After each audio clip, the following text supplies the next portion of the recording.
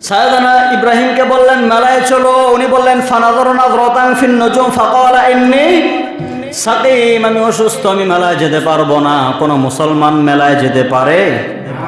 সাইয়েদনা ইব্রাহিম মেলায় যান নাই, কিন্তু ইব্রাহিমের সন্তানরা মেলায় যায় কি যায় না? কথা বলেন, আমাদের বাবার সাথে আমাদের কোনো মিল? সাইয়েদনা ইব্রাহিম মূর্তি ভেঙেছেন আর আমরা মূর্তির পক্ষে থাকি, ঠিক কিনা? বিগত সরকার ছিল মূর্তির পক্ষে, ঠিক কিনা বলেন? ওনার বাবাকে বানিয়েছে জাতির পিতা, কিন্তু আমাদের জাতির পিতা সাইয়েদনা ইব্রাহিম আর কাউকে মানি না, ঠিক কিনা? উনি চেয়েছিল ইব্রাহিমের অনুসারী যাতে একটাও না থাকে, সবগুলোকে আয়না গড়ে আর জেলখানায় বন্দি কর, ঠিক কিনা? কিন্তু আল্লাহ খেলা দেখিয়ে দিলেন, কিয়ামত পর্যন্ত ইব্রাহিমের অনুসারীরা থাকবে। নামদারি যারা জাতির পিতা দাবি করবে তাদের অনুসারীদেরকে দিল্লি পাঠিয়ে দিবে কে? এজন্য ইব্রাহিমের অনুসারী আছে এবং থাকবে, ঠিক কিনা? ইব্রাহিমের পক্ষে থাকতে রাজি আছেন তো? যদি সাইয়েদনা ইব্রাহিম আলাইহিস সালামের অনুসারী হতে চান তাহলে মূর্তির পক্ষে থাকা লাগবে না?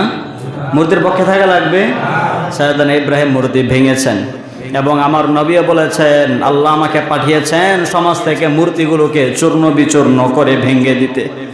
এবং বিশ্বনবী বলেছেন আল্লাহ আমাকে পাঠিয়েছেন, বুখারীর হাদিস, বিশ্বনবী বলেন আমাকে আল্লাহ পাঠিয়েছেন মূর্তিগুলো ভাঙার জন্য, আর যত বাদ্যযন্ত্র আছে গান বাজনা, এই বাদ্যযন্ত্রগুলোকে ভেঙে চড়ে মাটির সাথে ঘুরিয়ে দেওয়ার জন্য।